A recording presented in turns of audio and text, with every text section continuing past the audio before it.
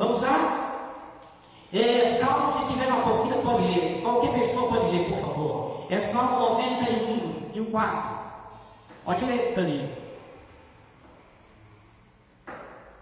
Ele irá com as suas pernas limpadas, o encontrará refúgio, a fidelidade dele será o seu escudo todo tempo.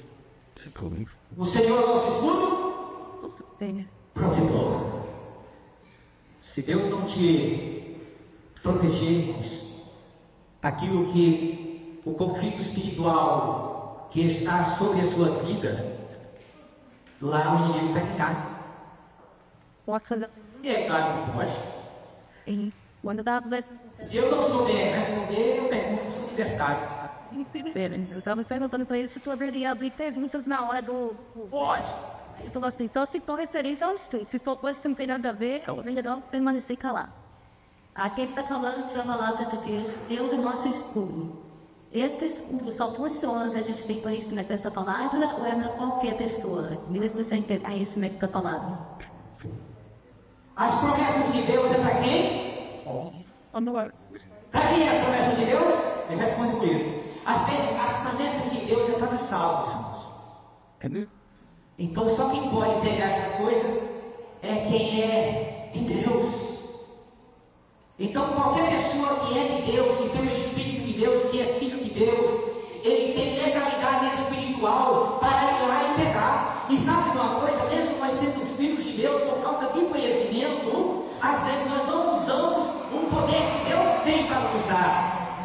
Então, essa ideia, até mesmo a linguagem bíblica de Paulo sobre as armaduras de Deus, tomai. É você que tem que ir lá e tomar as armaduras. As armaduras de Deus é para os salvos.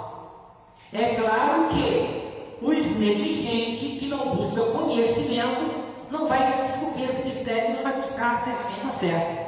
Porque o que nos faz andar de forma sábia é ter sabedoria. O tolo anda de qualquer forma porque o tolo ele é zero de conhecimento, ele está despido de conhecimento. Quanto mais você conhece a Deus, irmãos, mais o diabo perde batalha. Porque o maior poder do diabo é o engano. E se você tiver armazenado dentro de você, como um livro de Deus, cheio de Bíblia, é impossível o diabo te enganar. É impossível. O poder do diabo é paralisado. Sabia que o diabo respeita quem tem Bíblia? Quem não tem Bíblia, quem é que conhece Chucaio? Aqui Chucaio é Salvador, que conhece, né? As vacas, os gados, tinha o Chucaio que era por dono perder as vacas, aí tem aquele barulho, aí então o boiadeiro, quando ia buscar os gados, ia ver barulho no Chucaio das vacas. É assim que funciona.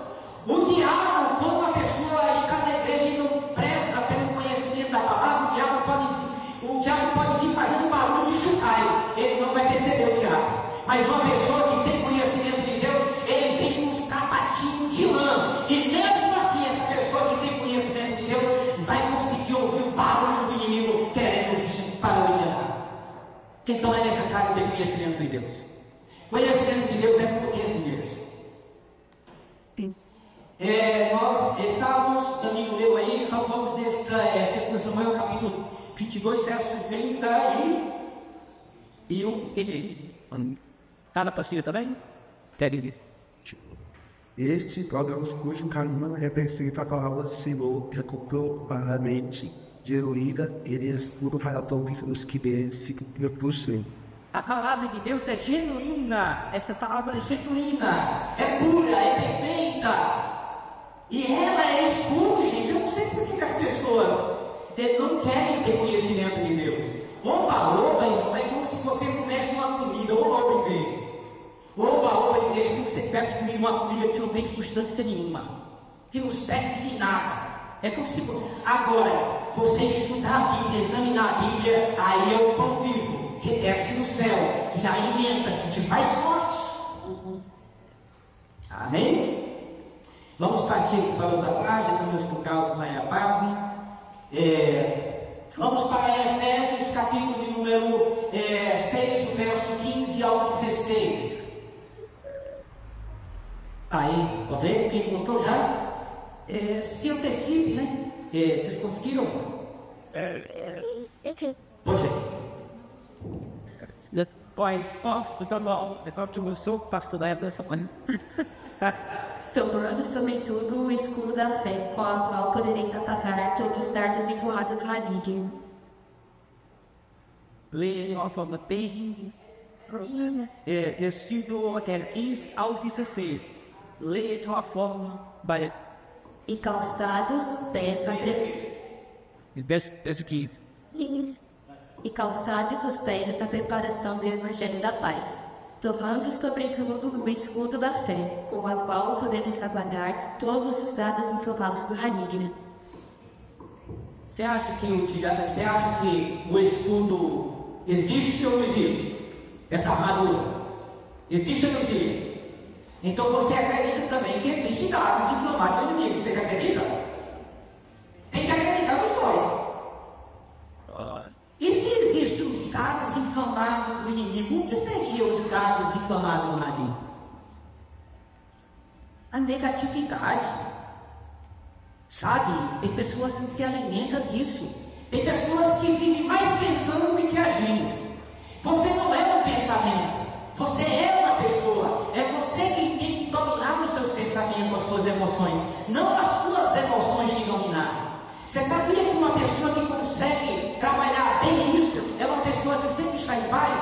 Mas por que o diabo ele quer que você fique dentro de você uma pessoa conflitante? Porque é interessante para ele você ser uma pessoa muito pensativa, sem ação nenhuma, sem agir. Você não é um pensamento, você é um ser racional. E como ser racional, não é os pensamentos e as emoções que tem que te dominar, mas você como racional tem que escolher quais são o rumo dos seus pensamentos que você tem que alimentar.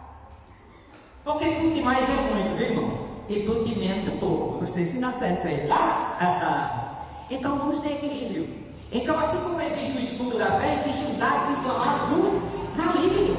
Tem pessoas que estão perturbadas dentro da igreja, não é por outra coisa a não ser ter dados inflamados do inimigo. E uma pessoa perturbada dentro da igreja porque o diabo inflamado do maligno atingiu. A ideia do diabo é que isso se alastre.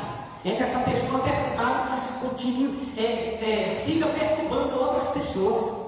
Mas uma pessoa não é equilibrada, centrada. É uma pessoa, nossa, é um poder tão grande, uma pessoa centrada, uma pessoa equilibrada nos pensamentos, nas emoções. Nós temos que trabalhar esses detalhes da nossa vida, sabia? Que não pode deixar esse negócio nortear a nossa vida. Nós temos que ser norteados pela palavra e pelas orientações do nosso Deus. E é necessário ter o escudo da fé, porque o escudo da fé apaga todos os dados inflamados do maligno. Vamos lá? Agora Provérbios capítulo 30 e o verso.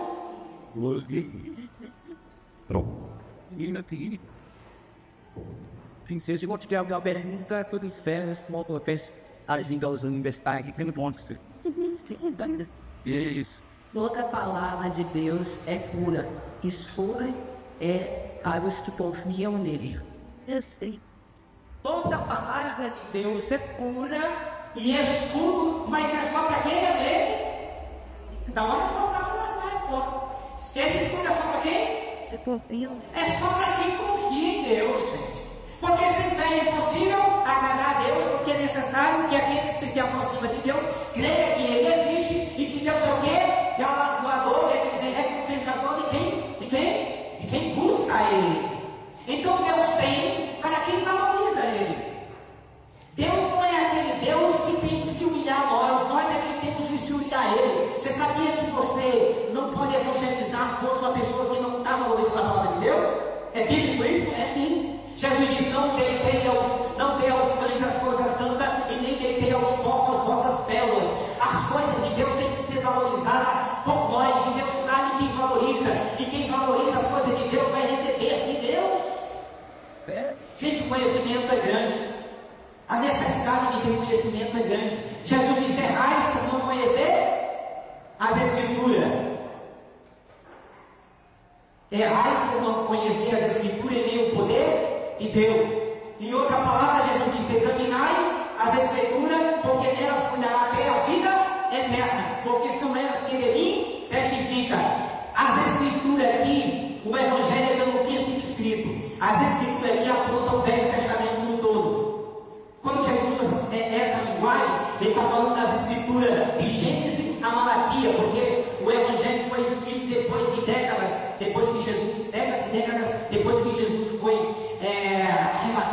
sua ascensão aos céus. Então, irmãos, as escrituras de Gênesis e Apocalipse continuam falando de Jesus, agora é certo que eles estão falando de Jesus para todas as escrituras de Gênesis e Apocalipse. Examinar as escrituras e examinar e estudar. Nunca tente ler um versículo correndo. Tenta buscar o que tem dentro dele. Porque você sabia que às vezes um versículo só tem várias revelações contidas no versículo único. E se você passa correndo, então Deus só vai passar dentro da sua velocidade. Na velocidade não é todo mundo que consegue tentar. Então, examinar é literalmente estudar a Bíblia. Vamos lá, lâmpadas. Lâmpada, uma simbologia que representa a palavra de Deus. Salmos 119, verso 5, é isso? O que está escrito aí? Lâmpada, eu vou ler aqui. Lâmpada, preste atenção, vamos entender esse detalhe da Bíblia, para nós pegar uma referência no Evangelho e entender que essa lâmpada é Jesus. E Jesus também é a palavra. Lâmpada para os meus pés e a tua. Lâmpada já é a palavra, né? Lâmpada para os meus pés e a tua palavra. Lâmpada acesa. Lâmpada, palavra. E luz para o meu caminho. E aí nós vamos para uma fala de Jesus no Evangelho de João, capítulo 8, verso 12, que diz aí? Jesus, pois. E tem? Está na vacina aí? Eu sou a luz do mundo. Quem me segue não andará em trevas, mas terá a luz da vida. É a mesma coisa que Jesus pegar o Salmo 119 e dizer: eu sou a lâmpada do mundo. Quem me segue não andará em trevas. E o que é que diz o versículo na parte dele, o versículo do Salmo? É 119, verso 105, 104, é isso? 105. Lâmpada para os meus pés e a tua palavra é luz para o meu caminho. Um versículo aqui, João está dizendo o quê? Quem me segue não andará em trevas, mas terá o quê? A luz da vida. Então esse salmo, ele está harmonicamente como uma referência linda a respeito de que Jesus é lâmpada, Jesus é palavra, Jesus é luz. Eles estão harmonicamente, de uma forma harmônica. Amém? Então, lâmpada para os teus pés é a tua palavra, e luz para o meu caminho. Ele é uma lâmpada nos seus pés, e se você continuar caminhando com Jesus, Ele vai te dar a direção. Esse versículo fala que a palavra de Deus é quem nos dá a direção. Porque muitas vezes nós perdemos o rumo ou perdemos. Não é só eu que perco o rumo. É só eu que perco o rumo. Tem momentos que nós estamos perdendo o rumo ou estamos. E que se Jesus não usar a misericórdia e usar o seu certo para nos exortar, nós vamos continuar sem o rumo. Mas a palavra vem como lâmpada para os nossos pés e luz para o nosso caminho. Deus nos orientando, é por aqui, meu filho. É lindo, né? Vamos lá para Mateus, capítulo de número 4, no verso 16. Tem um estudo aí? Tem? Great. Tá bom? O povo que estava assentado em trevas viu uma grande luz. E aos que estavam assentados na região e sombra da morte, a luz raiou. O povo que estava? O povo, preste atenção, isso é uma profecia do profeta Isaías. Você está entendendo como a Bíblia ela tem referência? E Jesus usa Jesus vai gerar referência. Ele usou uma profecia do profeta Isaías a respeito do nascimento, a respeito do começo da missão de Jesus, que aí é o começo da missão de Jesus. Você quem captou isso aí? Esse fato aí aconteceu depois que Jesus foi batizado, passou 40 dias jejuando lá por nós. Quando Jesus saiu do deserto, quando ele começou a descer, aí para se cumprir uma profecia de Isaías, ele dizia: o povo que estava na região de sombra da morte, a luz raiou. Então a palavra de Deus, ela é linda para nós. Vamos para o tópico 2, verdade e prática. Uma verdade e prática. Depois, se Deus me der graça, porque eu vou te falar, fazer estudo, lá no estudo bíblico dá um trabalho terrível. Jó, nossa, a Adriane não é, a Adriane que ajudou, sabe o que é? É complicado. O conhecimento tem que estar dentro de você, mas quem tem que aplicar, colocar em ordem é o Espírito de Cristo. E eu tenho que buscar em Cristo o que Cristo quer me trazer em cima do que Ele quer que eu passe. Então é complicado ser eu que posso ultrapassar na frente do Espírito Santo, né? E aí, então, o trabalho de prática é algo que me orienta. Ele faz com que o Espírito de Deus, da minha parte, em mim, eu venha ter facilidade para elaborar o estudo bíblico. Mas vamos lá, é simbologia, verdade prática, tópico 2. Simbologia sobre a palavra de Deus. São muitas, mas devemos observar que cada uma das simbologias referente à sua interpretação está contextualizada dentro de um texto que o símbolo se encontra também. Podemos compreender que assim como temos referência de livro para livro, de capítulo para capítulo, temos referência de símbolo a símbolos para interpretação literária. Conseguiu compreender isso? O que eu estou passando aí, afirmando, é que assim como tem referência na linguagem literária de capítulo, de livro para livro, assim existe referência de harmonização que harmoniza-se de símbolo para a linguagem literária.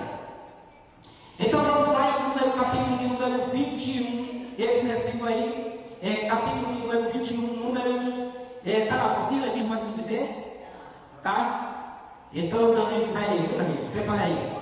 Fica piado. Números, capítulo número 21, verso 4 ao 9. Agora lê, respeito.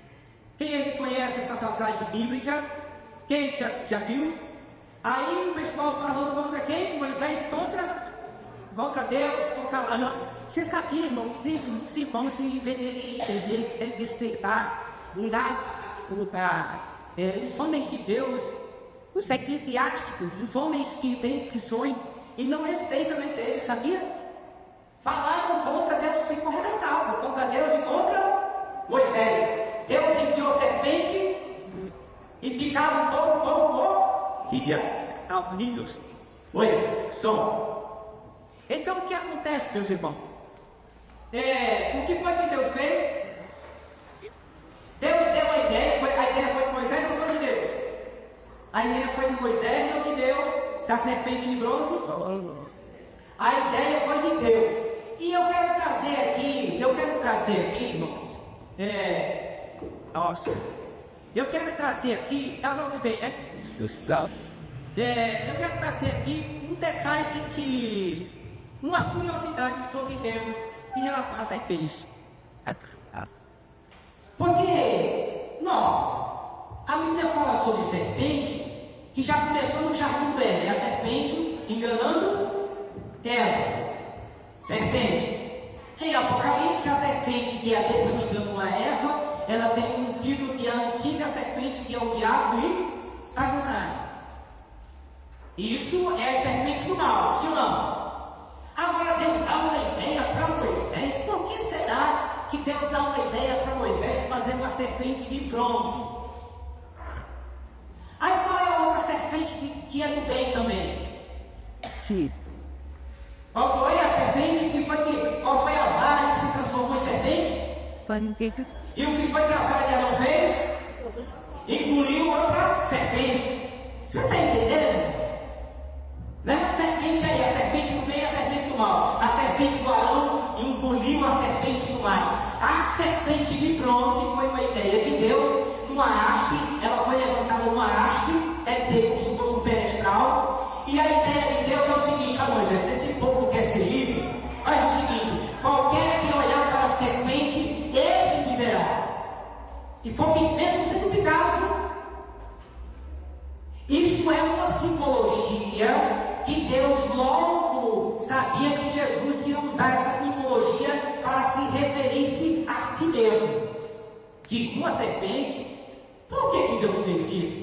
Moisés, quando desceu lá, o pessoal fez o bezerro de ouro, não foi? Para adorar. Deus não gostou, sim ou não? Deus deu uma ideia, eu creio, deu uma crença minha, Deus deu uma ideia da serpente de bronze, que a